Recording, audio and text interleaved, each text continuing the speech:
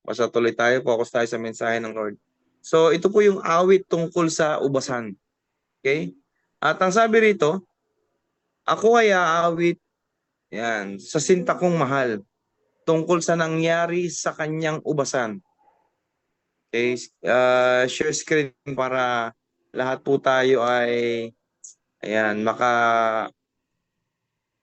makabasa. No? Yung iba ay ayan, okay. So lakihan ko po. Ayan. Ako ay aawit sa sinta kong mahal tungkol sa nangyayari sa kanyang ubasan.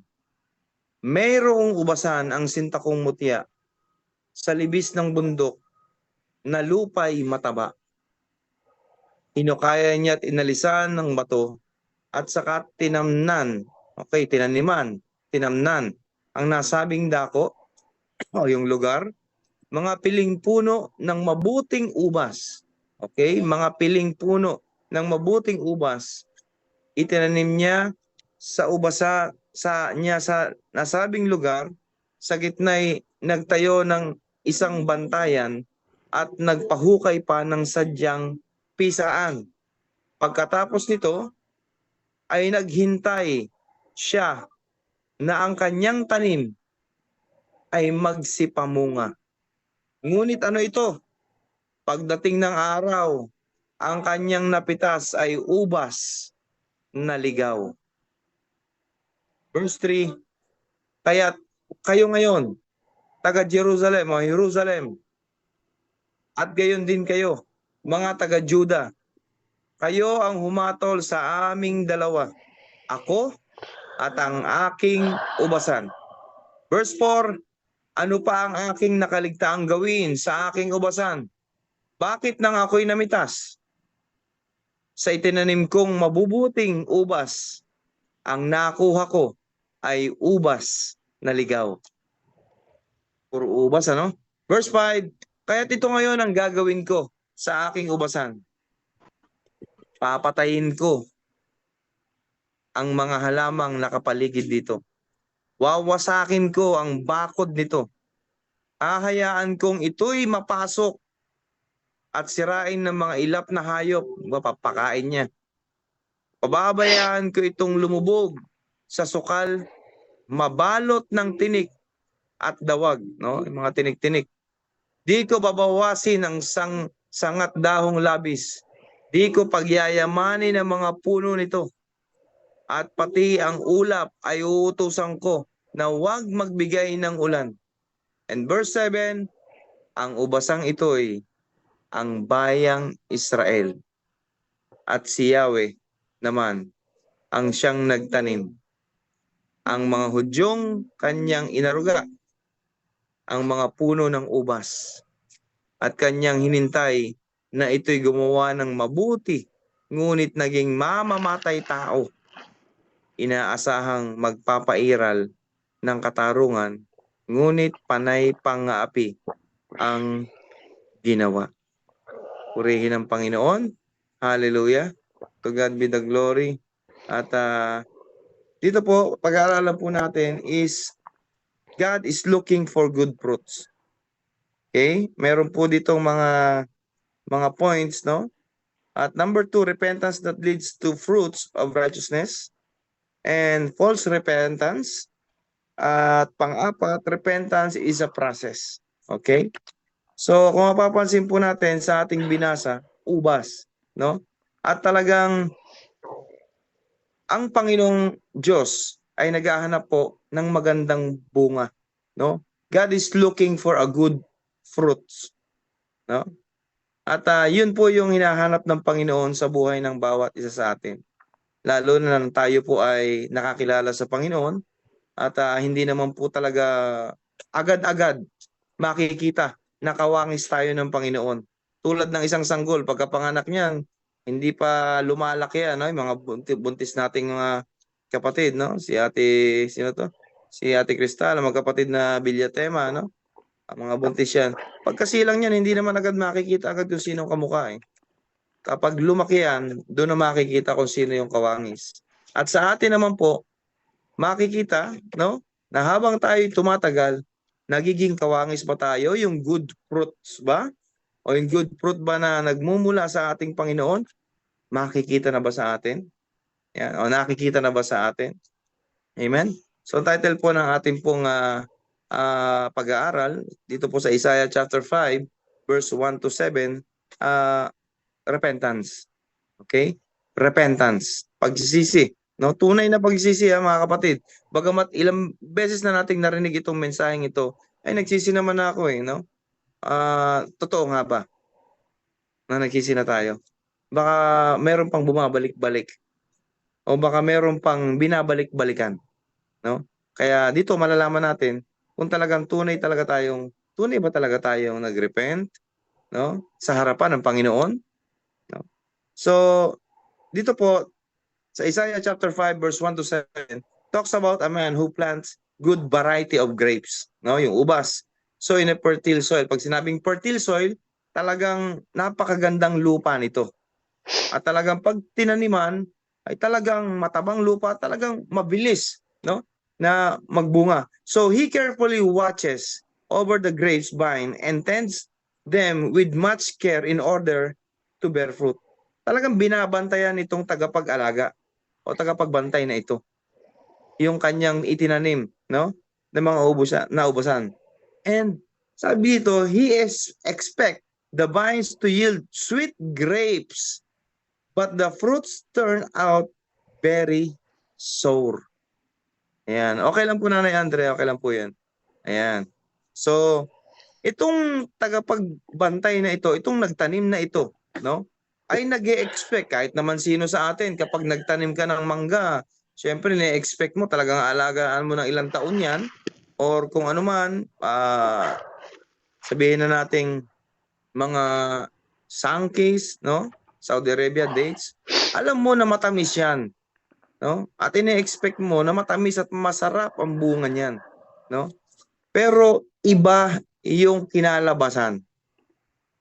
Iba yung kinalabasan nung nangyari dito sa grapes na ito.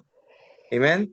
Now, so the Bible says that the owner of the vineyard represent God, no? Ang may-ari po ng lupain na 'yon, syempre walang iba kundi ang ating Panginoong Diyos. And the vineyard pictures as His people. No? So, yung lupa, tayo po 'yun. No? Tayo po 'yun. Now, the Lord has been so good. Syempre, likha naman talaga tayo sa lupa, no? So the Lord has been so good in taking care of us. Talagang iniingatan yung lupa na 'yon. And tayo rin naman, no?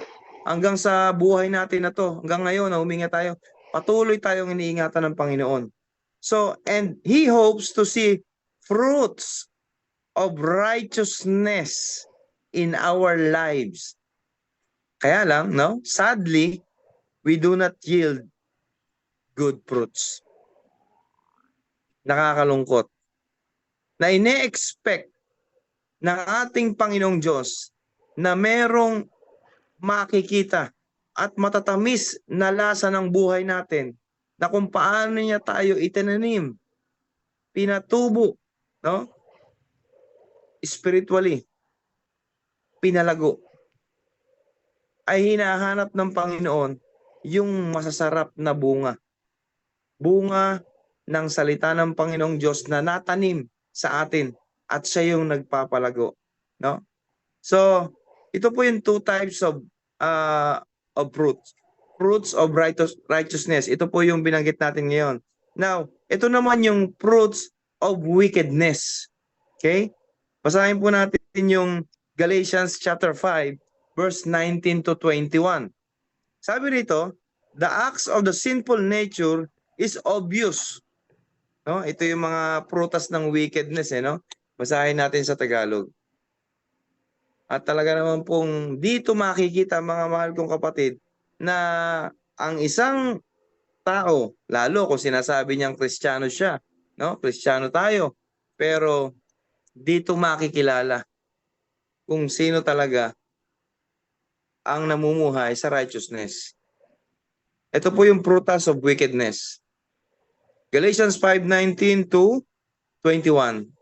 Hindi maikakaila ang mga gawa ng laman. Wicked nga no? Mahina, no? Pangangalunya, karimari-marim na pamumuhay. Siyempre, alam natin yan, no? Walang kinikilalang Diyos, pasaway, or kung ano pa man, maraming ginagawang hindi naaayon, siyempre, sa kalooban ng Diyos. Kahalayan, no? Yung talagang matitinding pag-iisip ng mga kabastusan or kung ano man, no? Ng mga makalaman. Ano pa? Pagsamba sa Diyos-Diyosan, yung hindi lang revolte yan, ha? Kung ano yung inuna mo sa Panginoon, kung ano yung inuna mo kaysa sa Panginoong Diyos, yun yung Diyos-Diyosan.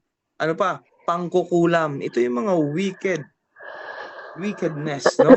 Pangkukulam, pagkapuot, pagkagalit, paninibugho, kasakiman, no? Sakim sa kung saan mang mga bagay, no?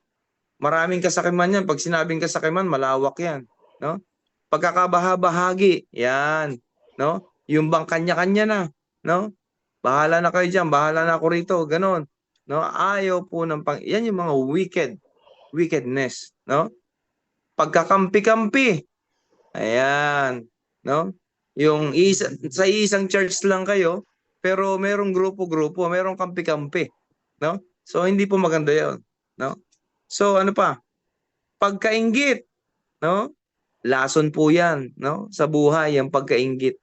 Yung bakit ako wala noon, siya meron palagi. Ba't puro na lang siya, naglilingkod naman ako sa Panginoon. Inggit po 'yun, no? Merong namumuong inggit. Ano pa? Paglalasing, no? Paglalasing, no? Paglalasing hindi lang sa alak, paglalasing sa kung ano-anong mga bagay sa mundong ito. Hindi lang po binabanggit diyan ng alak, no? Marami kasing nalalasing din sa humaling sa mga bagay sa mundong ito. Nalasing na ng kung ano-anong mga bagay. Walang taros na pagsasaya. Yung bang tipong parang wala nang bukas, no?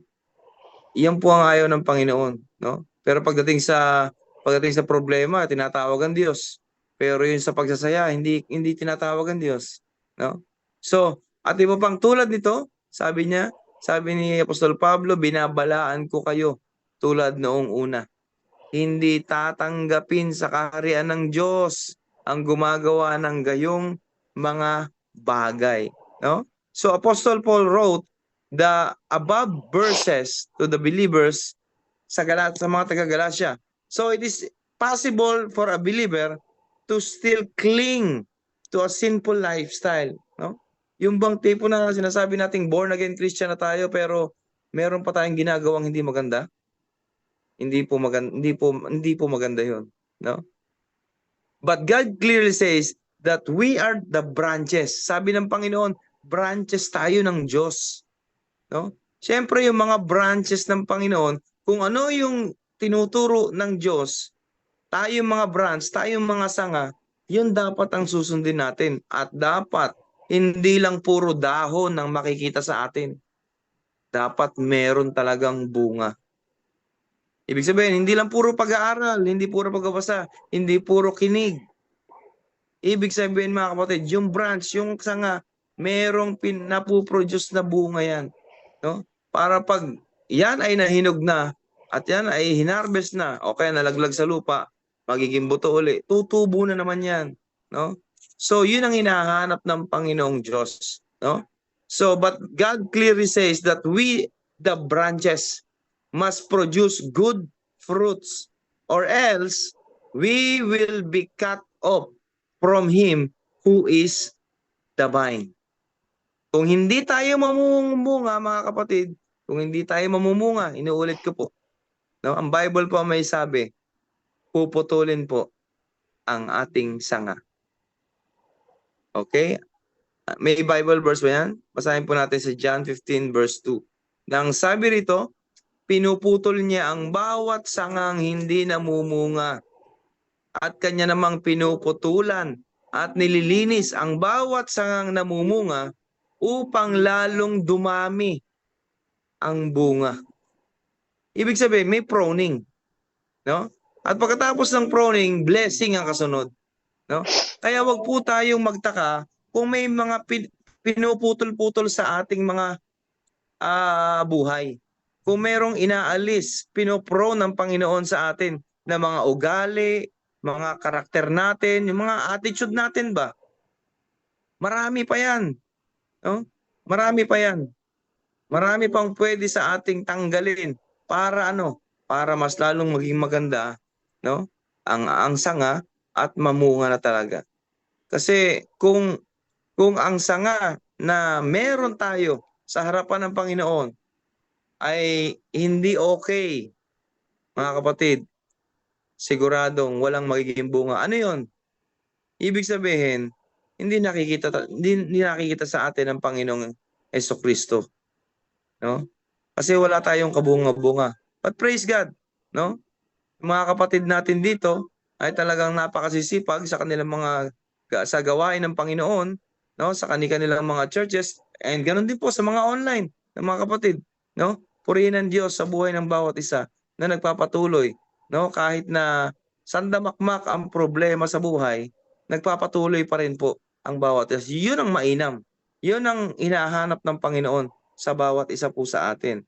So, number two, repentance that leads to fruits of righteousness, no? So, tinuturuan tayo, no? Ginaguide tayo para mamunga tayo ng bunga ng katwiran, no? Hindi bunga ng kasamaan, hindi bunga ng kalikuan, kundi fruits of righteousness.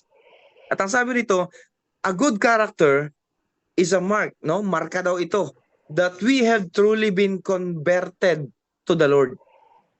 Makikita po talaga sa ating buhay, sa ating pananalita, sa ating pagkilos, makikita pong lahat 'yan, no?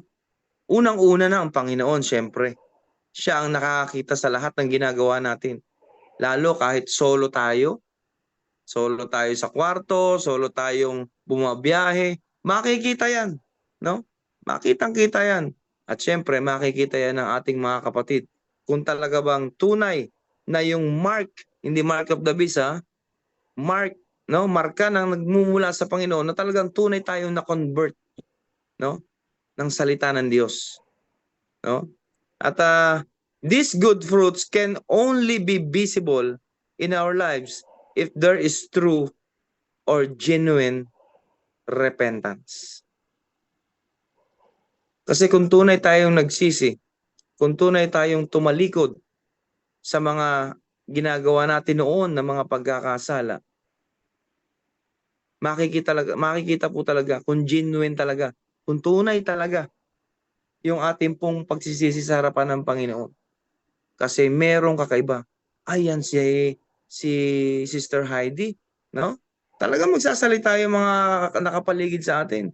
Yang si Sister Shirley, si Kuya Legario, Ricky Legario, no? Si Ate Jenny, may nabago diyan, no? Makikita yan kahit hindi ka magsalita. Makikita nila yan, mga kapatid, maniwala ka. And doon na sila lalapit na dati hindi ka naman ganyan, no? Ulit-ulit natin 'to nababanggit, no? Pero kailangan natin muling alalahanin, no? Na baka sumosobra at meron pong nawawala na naman sa align, no? Dahil ang gamot sa nakakalimot ay paalaala. Amen? So, these good fruits can only be visible in our lives if there is true or genuine repentance. Now, ano ba yung two types of repentance?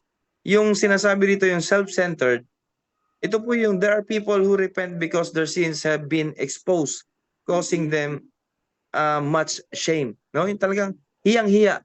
Nabisto, no? Na may ginagawang kalokohan. Nabisto sa ganyan, no? At doon pa lang, no? There are also those who repent because of heavy guilt feelings. Yung nagigilty sa sarili. Naku, alam na nila. Alam na nila yung mga ginagawa ko behind sa aking buhay. Paano kaya ito? No? So, self-centered yun, no?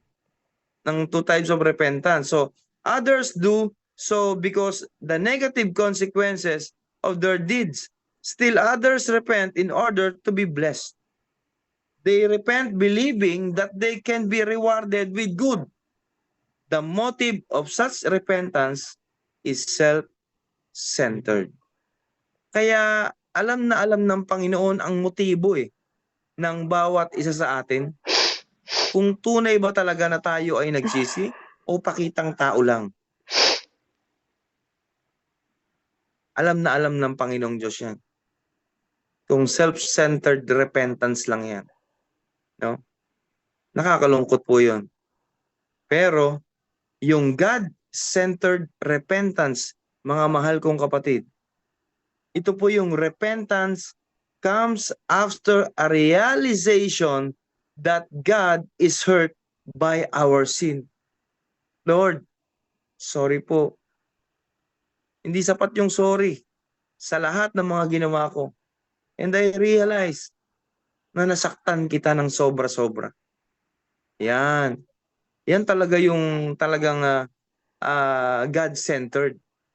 Yung alam niya na hindi sa tao siya, ayan, paki-accept na lang. Hindi sa tao siya nakatingin, no? Yung nagpapatotoo tayo, no? Kanina nagpatotoo ang mga kapatid. Talagang nandoon ang ginawa ng Panginoon, mga pagbabago, purihin ng Diyos, no? At talagang marami tayong ginawa sa buhay, mga mahal kong kapatid, na talagang minsan hindi tayo sa Diyos nakatingin eh. Yung sasabihin ng tao, nakakalungkot po yun, self-centered po yun, no? Pero yung ang mindset natin, ang puso natin ay nasa God-centered at nahihiya tayo sa Panginoong Diyos dahil sa ating mga ginawang kapalpakan, no? So, sabi rito, hallelujah, sa Psalm 51:4, against you, you only have sinned and done what is evil in your sight, so that are proved right when you speak and justified when you judge, no? Basahin po natin sa Tagalog, no? Purihin ng Panginoon. Psalm 51:4. Okay. So sabi po rito sa Psalm 51:4, sa iyo lang ako nagkasalang tunay. Ayan. God-centered repentance talaga ito. At ang nagawa ko'y di mo nagustuhan. Kaya may matuwid ka na ako'y hatulan. Marapat na ako'y iyong parusahan, sabi ni Haring David. No? Kaya tinawag itong God's after man God's own heart eh, no? Si Haring David kasi alam niya, no? Na nalink siya kay Bathsheba, no? Nagkasala, hindi ba alam ng Diyos? Alam, no? Alam. Pero purihin ng Diyos, no? Sa buhay ni Haring David dahil talagang nagrepent siya. Alam niya na nasaktan niya ang Panginoong Diyos. Pero yung iba, alam nang nasasaktan ng Panginoon, tuloy-tuloy pa rin eh. Nakakalungkot yun. Pero bilang mga anak ng Panginoong Diyos, lalo na naglilingkod sa Panginoon, kapag mayroong maliit na pagkakasala at malaki man o maliit, hingi agad ng tawad. At syempre, kung natitempt tayo na talagang nandyan ang temptation, na talagang tayo ay alam na nating mali, abay, iwasan na agad natin. Kasi dapat ang iisipin natin mga kapatid ay ganito. Matutuwa ba ang Diyos kapag chinat ko itong babaeng ito? Matutuwa ba ang Diyos kapag chinat ko itong lalaking ito? Ganun, siyempre hindi, no? Anong motibo? May asawa ka. Yan. So, ang tendency niyan, binibigyan mo lang ng puwang, no? Ang demonyo para magkaroon siya ng daan para magkasala, no? Maraming way ang kalaban, mga kapatid, para muling manumbalik tayo, no, sa pagkakasala. Pero tandaan po natin, mga mahal ko kapatid, na bago natin gawin yan, alam na nating mali yan. At alam na nating dinadaya tayo ng kalaban, wag mo na lang ituloy. Wag na nating ituloy dahil hindi mapapangiti ang Panginoon dyan. Hindi. Ang umingiti dyan si Satan. No? Kasi laman yan eh. No? Hilig ng laman yan. No? Binabalik lang. Kaya marami ang nasisira. Hindi lang yan. Hindi lang tungkol sa ano. Marami pa. Marami pa. Kung saan tayo mahina, doon tayo atakihin ng kalaban. So this is the prayer of David. Itong Psalm 51:4. No? When he sinned before God, he repented because he knew that he hurt God. And he wanted to please God again. Nakita nyo? Grabe yung puso ni Haring David, no? Ang laging nasa isip niya, no? I-please ang Panginoon. Kasi number one naman talaga na nagkakasala tayo sa Diyos. No? Kasi lahat naman tayo talagang natatangay. No? Nung wala pa nga tayo sa Panginoong Diyos, sige lang, tuloy lang ang kasalanan. No? Wala tayong pakialam eh. Eh, siyempre, wala tayong relasyon sa Panginoon. Kilala natin na may Hesus Kristo, pero wala tayong tunay na relasyon. Pero ngayon, alam na natin, oops, teka. Wag to, red flag to, red flag. Hindi po pwede to. Out, no? Alis, no? Block, no? I-block mo agad kapag may masamang motibo, kapatid, no? So, alam na natin yan. Nakakarinig na tayo at nagbabasa na tayo ng salita, no? And he wanted to please God again. This is a God-centered repentance. Yun po mga kapatid. Kaya napakainam na talagang bilang mga anak ng Diyos na ang sentro natin, ng puso natin ay ang Diyos. No? Lalo sa mga malalayo yung asawa, no? Yung OFW yung asawa, tapos nandito yung asawa sa Pilipinas, no? Ay talagang maraming temptation. Pero ang pinakamaganda nun talaga is sentro nyo sa inyong relasyon ang Panginoong Diyos. Sa inyong pamilya, hindi na sa mag-asawa. Sa buong pamilya. Napakainam po nun. No? Purihin ng Diyos. Hindi kakaba-kaba yung nasa abroad. Hindi kakaba-kaba. At hindi rin kakaba-kaba yung nasa Pilipinas. No? Kasi alam niya, nagtatrabaho ng mainam at dumadalo ng gawain ang kanyang asawa. No? So, purihin ng Diyos. No? Kahit online. No? So, ito po yung God-centered repentance. Tulad ni Haring David. Number 3, ano ba yung false repentance? Yung parang tawagin natin na hindi totoong pagsisisi. No? Meron po kasi niyan. So repentance is not only feeling remorse or being sorry for sins and mistake done. Sorry na nasampal kita kanina, sorry na. No? Ganun lang. No? So, anong gusto mo? Di, tadyakan kita, may mga ganyan eh, no? So, there are people just like Esau, no, Hebrews 12:17, and Judas, no, Matthew 27:3-5, who regret their wrong deed, but their action have not changed at all. Basahin natin yung Hebrews 12:17, mga kapatid. Hebrews 12:17. Ayan. Ang sabi rito, mga mahal ko kapatid, alam ninyong pagkatapos ay hiningi niya sa kanyang ama na igawad sa kanya ang pagpapalang nauukol sa panganay. No? Dapat kay Esau yun, pero ibinigay kay Jacob. Kung di ako nagkakamali, no? I-correct niyo po ako. Ngunit ito itinanggi sa kanya sapagkat hindi na niya mababago ang kanyang ginawa. Anuman ang gawin niyang pagsisikap at pagluha. No? Kasi itong si Isaac, bagamat matanda na noon, kung maalala nyo, no? Ay talagang imbis na para kay Esau yung pagbibless, ay napunta kay Jacob. No? Kaya talagang matinding sama ng loob ang idinulot, no, sa puso ni Esau na dapat sa kanya yung ano, pero hindi yun ang kalooban eh. Hindi yun ang kalooban. And Judas, no? Basahin natin sa Judas, Matthew 27. Si Judas pala. No? Basahin natin sa Matthew 27, verse 3 and 5. Nang sabi rito, ito yung mga false repentance eh. Nang makita ni Judas na si Jesus ay hinatulang mamatay, nagsisi siya at isinaoli sa mga punong saserdote at sa matatanda ng bayan ang 30 salaping pilak.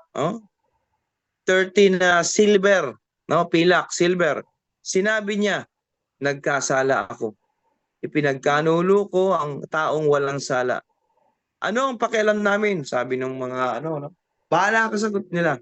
Inihagis ni Judas ang mga salaping pilak sa loob ng templo, saka siya umalis at nagbigti. Okay, nagbigti po si Judas noon, no? So, who regret the wrong deed, no?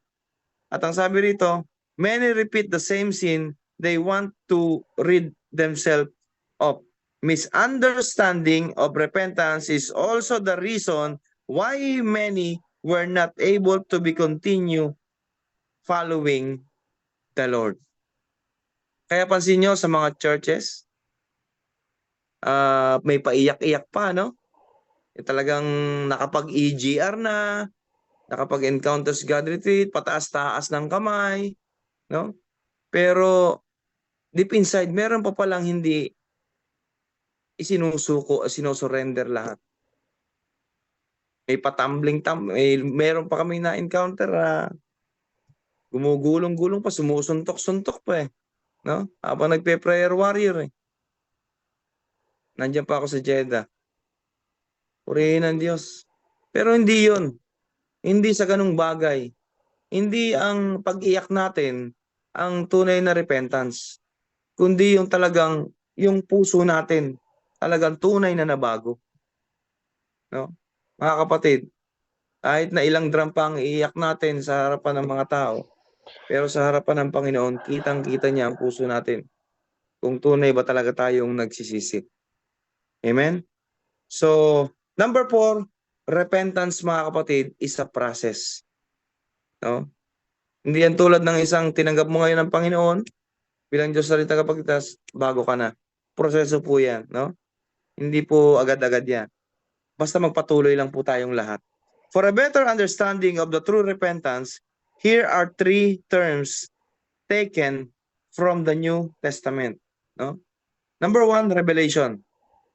Called apocalypse in Greek terms, this term means to remove the covering. To remove the covering. Okay? Ano ba yung mga naka-cover pa sa atin? No? Kaya hindi tayo tunay na makapagsisi pa or may naiiwan pa. Or to open, no? Kalupsis covering, apo, remove, no? This talks about God who removes the veil, no, yung belo, or covering in our eyes that we may receive knowledge that comes from godly perspective. Kaya napakahalaga mga kapatid na talagang alisin yung mga nakaharang sa ating spiritual eyes para makita talaga natin tunay na talagang marami pa tayong dapat na i-repent sa Panginoon. Marami pa tayong dapat na isuko sa Panginoong Diyos. No? Kasi kung tunay tayong nagre-repent, makapagsiserve talaga tayo sa Panginoong Diyos ng tunay at may kagalakan. No? Repentance. Number 2, this word is metanoia. In Greek means new, bago. Pag sinabing metanoia, Greek, no? Greek word po ito, new. Understanding, meta. Pag sinabing meta, new, noio, understanding. It is a new understanding of perspective that comes after the previous one. It is a new mindset. This means that the repentance is a change of mind. Diba? Romans 12:2, alam na natin yan. Be transformed by the renewing of your mind. Kaya yung mindset natin, sabi ng iba, no? Mindset ba? No? Pero sa ating mga Kristiyano, mga kapatid, yung mindset ng Panginoon, yun ang dapat, no? Panginoong Diyos, Panginoong Hesus. Yung mindset ng Panginoong Hesus, yun dapat ang lagi nandito. No? Pagbabago kasi yan eh, ng change ng mind. And number 3, turning. No? Pag sinabing turning, the Greek equivalent of this word is epestrepo. Epestrepo, which means turning to a new path. Alam niyo na, epestrepo. Turning to a new path. Okay? So, ibig sabihin, ibang dadaanan na. Yung daanan ng Diyos ang ating pong lalakaran. No? Turning is a result of revelation and repentance. Ano po ang sabi ng Acts 3:19? No? Acts 3:19. Hallelujah. Kaya't magsisi kayo at magbalik loob sa Diyos upang pawiin niya ang inyong mga kasalanan. Ano daw? Pawiin. No? Talagang tunay na pagsisisi. At magbalik loob. Kaya yung sabi na, pinagtatawanan ako ng mga kuya ng barkada ko eh. Sabi sa akin, nagbalik loob na si Randy ah. No, yung mga kasama ko sa sayaw. Ibang-iba na. No? To God be the glory. Salamat. At nawa sila rin ay mabago. No? Kahit pagtawanan nila ako, okay lang. Kesa naman ang Diyos ang magtawa sa akin na nasa impyerno ko. Amen? Kaya, purihin ng Diyos, masarap na yung ganito. Mas mainam na ito kesa nung dati. Kaya, no turning back. No? Palaging sinasabi yan ng mga Christians. I have decided to follow Jesus. No turning back. Binabantayan po tayo ng dyablo. Sige nga, no turning back nga. Yan. Biglang dumating ang isang matinding unos. No? Hindi lang tukso, pagsubok na matindi.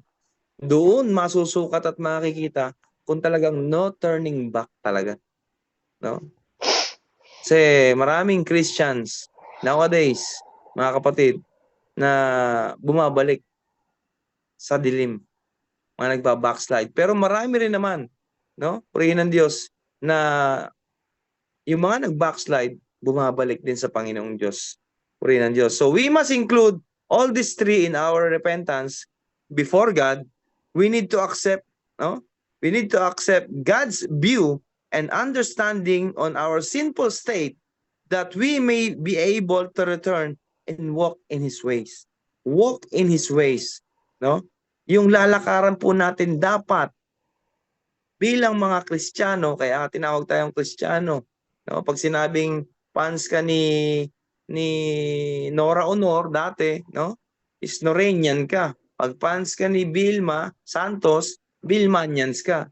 Pag ikaw ay follower ni Christ, Christians ka. Christians tayo. No? We are the Christian. No?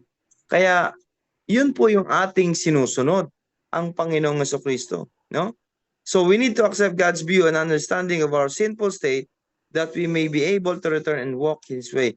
God will remove the covering in our mind. Aalisin niya ng Panginoon yung mga masasamang kumukover na yan. Ano ba yung mga yan? Huwag ka na maglingkod. Balik ka na lang sa tagay.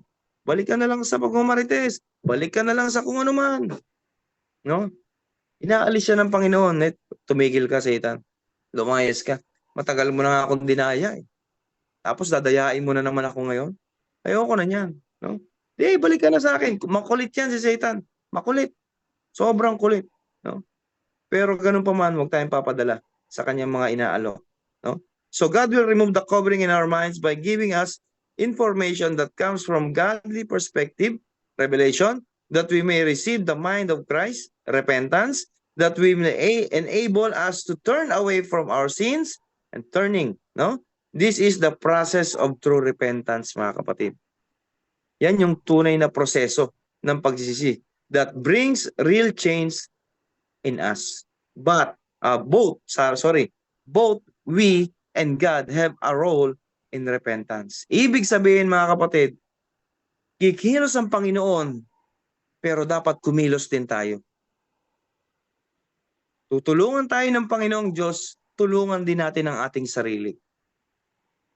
Bibigyan niya tayo ng wisdom, gamitin natin yun. Bibigyan na tayo ng knowledge, gamitin natin yun para sa kapurihan ng Panginoon. Huwag po natin kakalimutan, mga kapatid, na sa Panginoong Diyos walang katalo-talo. Pero kapag tumalikod tayo sa Panginoon at bumalik na naman tayo sa dati nating mga ginagawang mali, talong-talo tayo dyan, mga kapatid. So both when God have a role in repentance, God's part is to reveal His mind and will. And our part, mga kapatid, is to accept and live out this new mindset. Okay? So to God be the glory. Yun lamang po. And sa application po, dalawa ito. Have you experienced, na-experience daw ba natin, a real God-centered repentance? Ayan. Yung totoong Diyos talaga yung sentro sa pagsisisi natin. Na-experience ba natin yon? Yan yung number 1. Number 2, is the real repentance without God doing His part in the process? Why? No? Meron bang totoong repentance without God na wala ang Diyos doing His part in the process? No? Why? Yan. So yan po yung mga tanong sa ating pong pag-aaral ngayong gabing ito. Purihin ng Panginoon at tayo po yung magpasalamat. Hallelujah. Amang makapangyarihan sa lahat, muli binuksan mo po itong topic na ito na repentance. And I believe, Lord, na may kinakausap ka at nangungusap ka sa bawat isa. And we pray, Lord, na kung ano man po yun, salamat o Diyos. Kasi muli mong pinapaalala na tunay nga po o Diyos na kailangan totoo kaming nagsisisi sa harapan mo. Tulad ni Haring David na inamin niya yung kanyang mga pagkakasala at nanumbalik siya sa iyo. Salamat Panginoon. Salamat sa iyong kabutihan. Salamat sa lahat ng pagiging tapat mo sa amin. Kahit hindi kami naging tapat sa iyo. And we pray, Lord, na sa aming tunay na pagsisisi, God-centered repentance, ay patuloy kaming maglingkod ng buong puso at patuloy na mamunga ang mga salitang natanim sa aming puso't isipan. Salamat po Diyos, sa iyo po ang papurit pagsamba sa pangalan ng Diyos Ama, Anak at Banal na Espiritu. Amen and amen. Praise the Lord. Nanay Andrea, sige po. Amen. Praise God. Praise God. Ayan. Salamat po, Pastor Randy, sa napaka-bless na mensaheng ipinagkaloob ng Panginoon sa araw na ito. No po? So, mga kapatid, napakinggan po natin ang kapahayagan ng Panginoon doon sa mensahe no po, sa Isaiah chapter 5, verse 1 to 8 po ba ito? Chapter 7. Verse 7. So ngayon po mga kapatid, tayo po ay dadako naman sa ating mga insight. No po, napakadami po nating maaari ditong maibahagi sa ating natutunan dito. So sige po, sino po ang mauuna na magbahagi ng kanyang natutunan?